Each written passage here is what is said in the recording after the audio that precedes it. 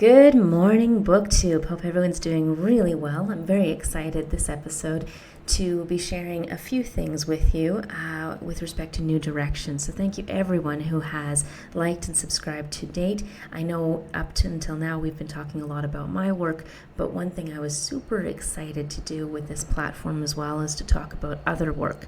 And so the first thing I want to say is that I am now starting to receive some requested arcs so that I can do some work as a proper BookTube channel, reviewing and commenting on other pieces. So I'm looking forward to, in an upcoming video, talking about life beyond us, just giving you a little bit of a heads up so that you too can find your copy if you'd like to. This is an anthology of science fiction essays paired with science fact essays. It is going to be an absolute joy. All of the authors here are just wonderful, and some of the work that they're doing and the science that they are working in collaboration with for their stories, I think is just going to thrill you. So I'm looking forward to diving into the full anthology now and getting back to you with a proper review later. I have some other work across the spectrum of science fiction and fantasy that I will be reviewing later this summer. So I haven't quite decided how frequently, maybe twice a month, maybe once a month, we shall see. But for now, I just want to let you know that's one direction we'll be going in. And another direction we'll be going in as you know, Children of Doro is out, which means that I am now in the process of working on my next novel for my agent. You will be receiving other novels from me via indie publishing later this year. But I am now working on my Thuycidides in Space, the book that is going to be based on the Peloponnesian War. If you are a subscriber on my Patreon, you have the details about what that entails. But here I'm certainly going to be talking a lot more about relevant aspects of the writing process, which I think will be of interest, hopefully, to some readers as much as fellow writers. But the funny thing is that one major part of my writing process is I still absorb media. I just am hyper focused on story structure when I am absorbing media. So in the past, when I have been working on other novels, during any kind of breaks from the writing work itself, I'll usually fall back on fairly formulaic shows, because I'm listening to the beats and I'm paying attention to the archetypes. I'm looking at story structure, and it allows my mind to stay very active and very critical in a good way, in a constructive way. And that's certainly what I've been doing with this book. One thing I'll mention about the Thucydides in Space is that even though it's deeply informed by the Peloponnesian War, I'm also adding a little bit of a twist by having one community inspired by a group of people who were slaughtered in that horrific war. They represent a different society, the survivors do, and they're struggling with how to move forward, holding on to those ideals while the war is continuing, and while, especially after the slaughter of their primary settlement, some of them want to move in a more nationalist direction. So they're struggling with the rise of nationalism, which I think will be super interesting for folks in our day and age. No idea why, but maybe, possibly, there will be concerns about the rise of nationalism that readers will echo with and enjoy. Well, maybe not enjoy, but find value in.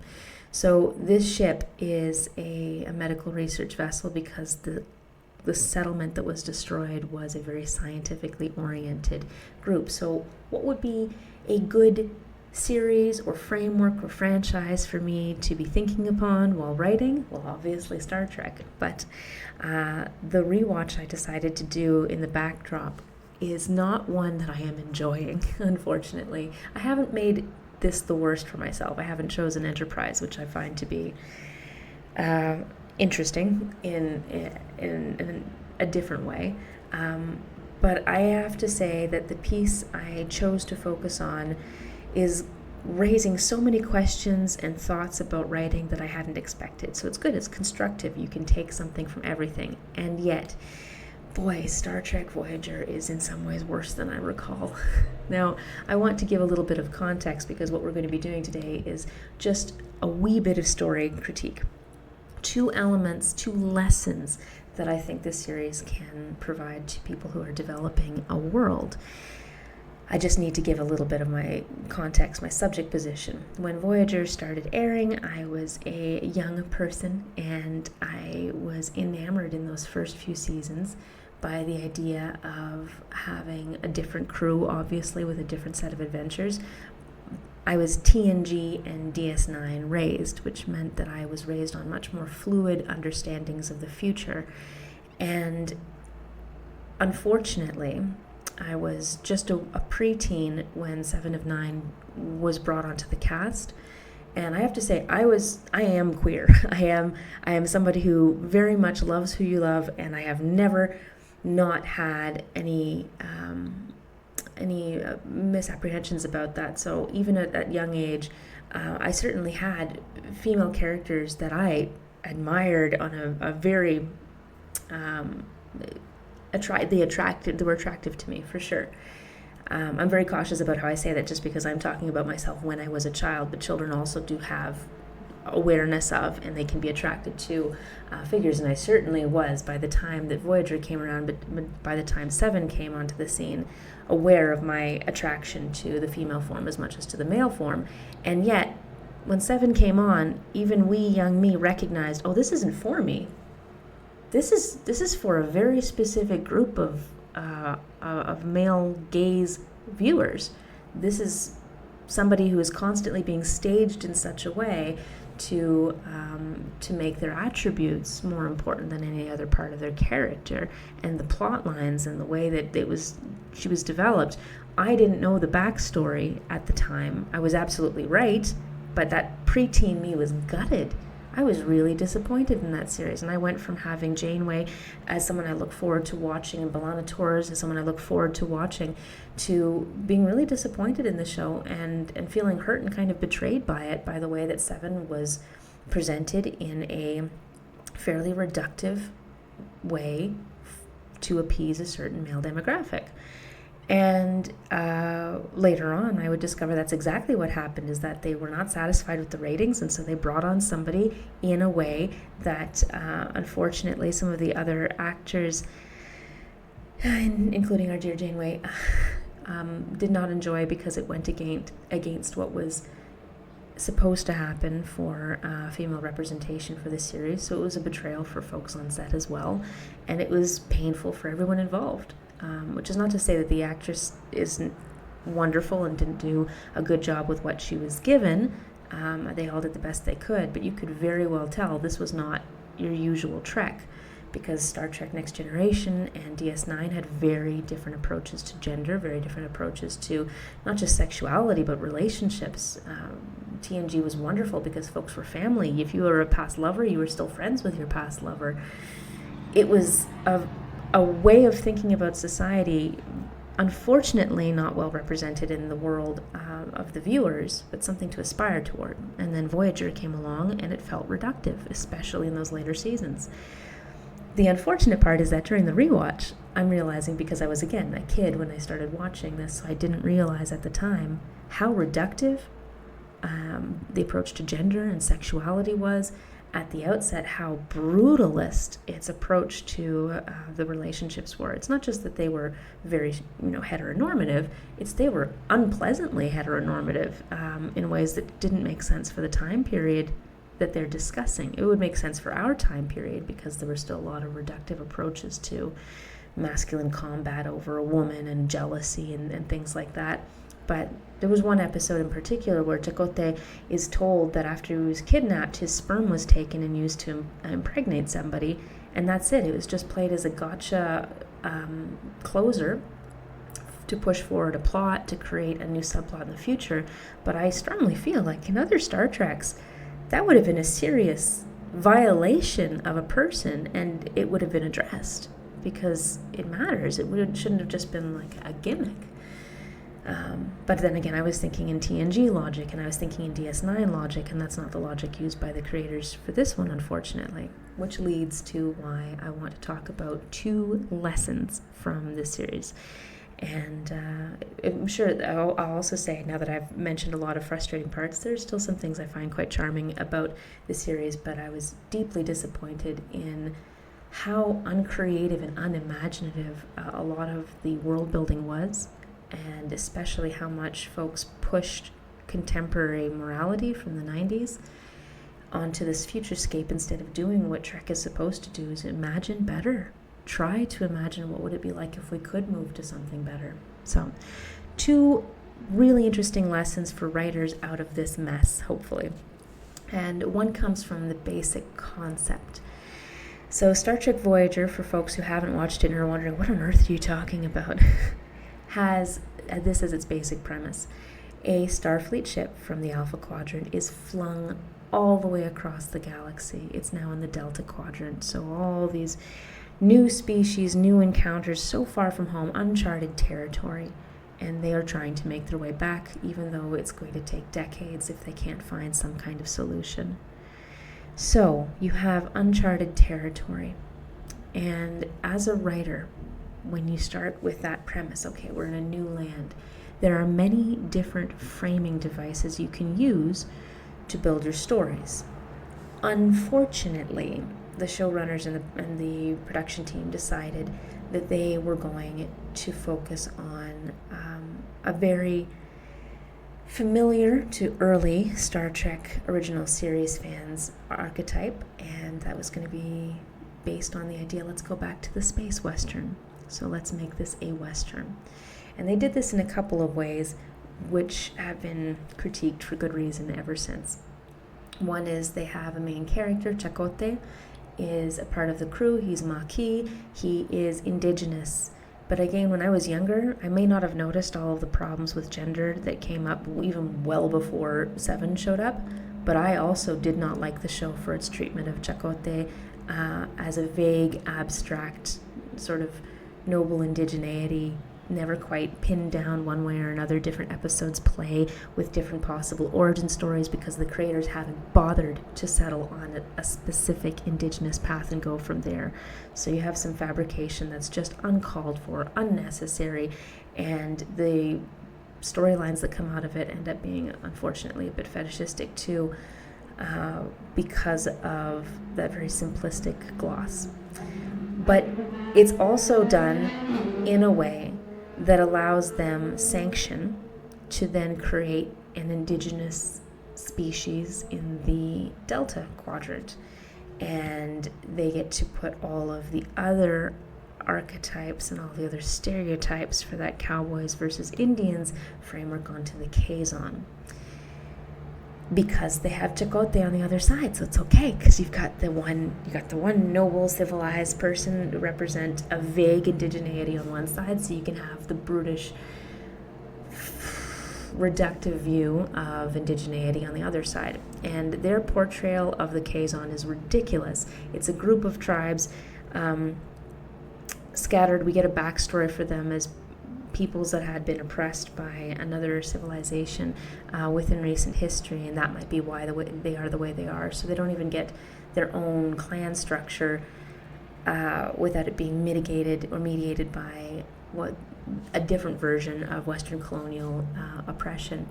But the Kazon are used in such a vague, slapdash way throughout this series. The Kazon are this scattered group of tribes who nonetheless apparently have a massive amount of territory that nobody else has been able to take from them.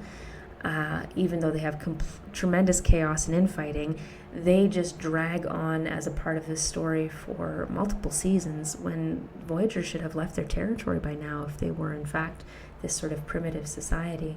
At the same time, this so-called primitive society, brutish and warmongering, apparently has great sway with other civilizations, because a routine plot point is the fact that the Kazon have already told other species about Voyager and warned other species that Voyager is brutal. So this creates such a bizarre sense of the world in the Delta Quadrant. It's not coherently mapped. What are these people? Are they a primitive brutish society scattered and constantly in infighting, or are they a massive empire with the ability to sway through politics other species ideas about who would be a good ally? It's extremely reckless in that way. But it comes down to a major flaw that I think all writers can learn from, which is that first idea is not always best idea. It's very simple. There is no reason that you needed to do Voyager as a space western. Just because they are in the frontiers of a new land doesn't mean you have to try to force fit an old structure onto that. And especially because the Wild West was a space that people were intending to settle. When they sprawled across the Americas, it was with intentionality to settle, to extract, to exploit, to make homes. This is not the arc we have with Voyager at all. Voyager is far from home and trying to get home, and it doesn't want to do damage along the way to other civilizations that are in the middle of their own development.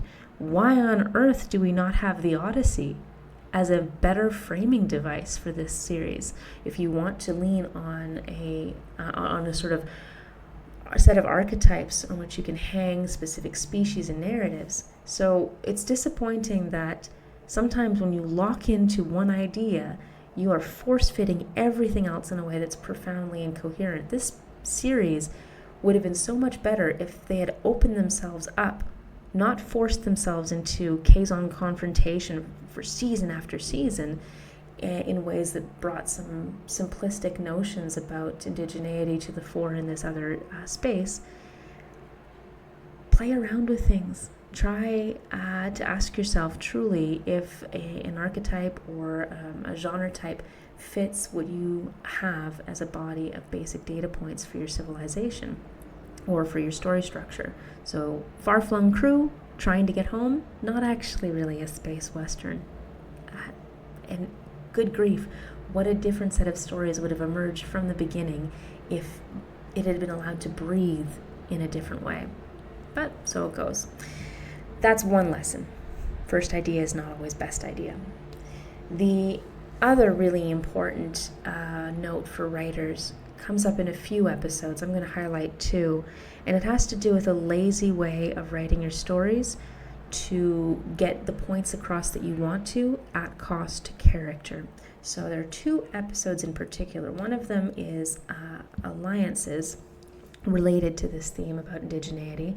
It's the one in which we learn the backstory of the Kazon and the group that oppressed them in a past generation.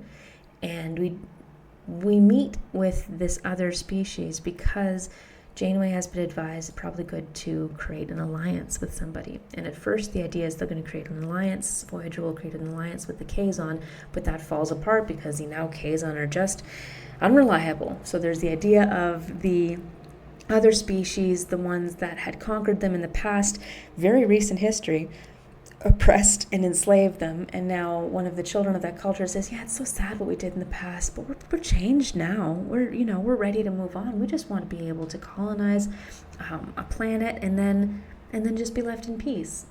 And the episodes are short, of course, so there is some time crunch, tries to rush past any possible counterpoint by putting one of the most important characters, Archecote, who represents indigeneity, in a story about another species having oppressed, colonized, and ruined an indigenous species in this era. And he's given the lines that say, well, it was 30 years ago that happened, so, maybe they should just focus on forgiving and forgetting. It is an argument that maybe somebody would have made within the conversation about whether to accept this other group or not. But Chakotay, why have you put these words in the mouth of the speaker for indigeneity in your series? I won't give you the answer to that yet until we go through another episode. A couple episodes on, we have Meld. And Meld is about restorative justice versus retributive justice. You have a crewmate who murders another crewmate. And then there's the question of what are you going to do on a ship that is isolated, going back to Earth with a murderer for all this time. And again, it's supposed to be a civilization that's more advanced. So we are supposed to be at a different space. And yet the entire episode hangs on one character feeling that retributive justice is in fact the correct way to go and arguing for the death penalty. And again, it's fine to have the argument, but think about the character voice that you are putting that argument into. And the show writers decided that they would have the character who embodies logic, because they are the Vulcan. They are the ones who argue for retributive justice. Because the argument wouldn't hold as much water unless it is given to us by a character who's supposed to represent the logical point of view. Now, in this episode, there is a sense of Tuvok giving over to his deeper anger because of a mind meld that brings him to a state of emotionalism. But it's still very much held that this is a conviction that he as a logical being holds because it is a logical point of view. You have lazily thrown into a character who would not usually hold those positions the point of view that you want to hold in the center of your episode as the moral truth. Now, Janeway obviously is restorative justice, rehabilitative justice, but Tuvok should be as well as a Vulcan. And there's no reason that a Vulcan should not be for rehabilitative justice, restorative justice, except that the showrunners and the creators wanted him to be. And there's another added layer, unfortunately, because as you can see, for those who can see the screen, Tuvok also is a black Vulcan, which doesn't mean anything for Vulcans in the same way that it does for us, but it does mean something for us. So you have an episode about retributive justice and the death penalty in which the black character is advocating for the death penalty for a Western audience that knows full well how unjust that system is. So in both these cases, the writers chose very lazy outs to strengthen their arguments. They put those arguments, irrespective of character backstory, into the mouths of the people who should most be offering other points of view, and it's done to try to bolster the legitimacy of the comments. If Chakotay had raised a proper objection as somebody who understands Indigenous histories and the many generations of trauma that need to be worked through before rehabilitation and restorative justice is possible, it would have been a very different episode. And Tuvok did not need to be the one to carry forward the argument for retributive justice, except that it was more expedient for the plotline to do so. So these are only two examples, but they're part of the reason that while rewatching Voyager is very frustrating for me, because I am seeing so much laziness on the part of the writers that they are putting arguments into the subject position that serves them best. And it's not necessarily what's right for the character. And it is a lazy way to avoid actually wrestling with these ideas in the most honest framing of each of them. So it's a very common move for a lot of folks. They just want to rush past any particular tension or argument, and so they will sometimes very lazily put arguments in a different voice that feels like an argument ender. Well, if even the Indigenous person is for, reparations right now on the terms of the past colonizer, great. If even the black Vulcan thinks that it's logical to kill somebody, well, maybe there's some truth to that. Not the way that you advance coherent argument unless you're just trying to rush things along. So my advice from this, the lesson learned, is pay close attention to character integrity. I understand when we want to move forward with plot, sometimes we just want to get it out there. We just want to be able to rush past all possible argumentation to get to the conclusion that we want. But this is lazy, and it's especially lazy when to do it we take shortcuts that involve compromising the core of a given character. I've never been in a TV production room, so I'm sure that there are lots of compromises made along the way. But my point is, sometimes it's really fun to watch something a little bit more predictable, a little bit more structured in an easy to follow way when you yourself are working on a story, because it allows you to pay attention to the beats and narrative structure, to push back and to think about narrative. So for me, in the past, sometimes it's mystery shows, sometimes it's sci-fi shows, but something that has consistent beats. Let me know in the comments if there's something you like to use when you are writing and drafting and trying to think about the practice as well. And of course, any other bugbears, any other grievances you have about this or other shows would be delightful to share. So again, We will do some more story critiques along the way, and as I talk about process, as I talk about other aspects of building your world while I'm working on this novel. But I am so excited as well to be starting a small series of book reviews for us too. So thank you so much for following along. If you liked this episode, please like and subscribe, let other folks know, and otherwise, happy writing, happy viewing. Cheers all.